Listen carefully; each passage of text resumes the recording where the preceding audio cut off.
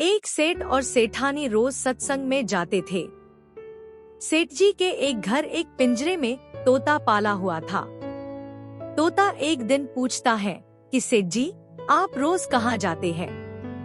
सेठ जी बोले कि सत्संग में ज्ञान सुनने जाते हैं।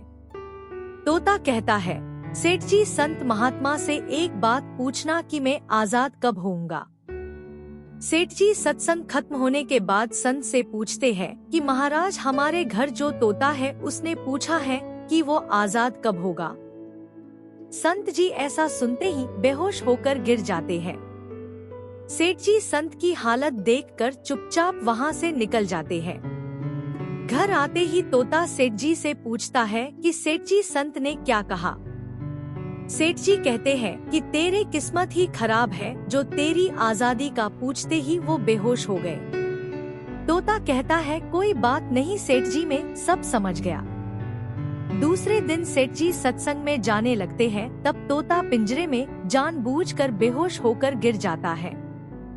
सेठ जी उसे मरा हुआ मानकर जैसे ही उसे पिंजरे से बाहर निकालते हैं तो वो उड़ जाता है। सत्संग जाते ही संत सेठ जी को पूछते हैं कि कल आप उस तोते के बारे में पूछ रहे थे ना, अब वो कहाँ है? सेठ जी कहते हैं, हाँ महाराज, आज सुबह सुबह वो जानबूझकर बेहोश हो गया। मैंने देखा कि वो मर गया है, इसलिए मैंने उसे जैसे ही बाहर निकाला तो वो उड़ गया। तब संत ने सेठ जी से कहा कि देखो, तुम इतने समय से सत्संग सुनकर भी आज तक सांसारिक मोहमाया के पिंजरे में फंसे हुए हो, और उस तोते को देखो बिना सत्संग में आए मेरा एक इशारा समझकर आजाद हो गया। दोस्तों, इस कहानी से तात्पर्य ये है कि हम सत्संग में तो जाते हैं, ज्ञान की बातें करते हैं या सुनते भी हैं, पर हमारा मन हमेशा सांसारिक बातों में ही उलझा रहता है।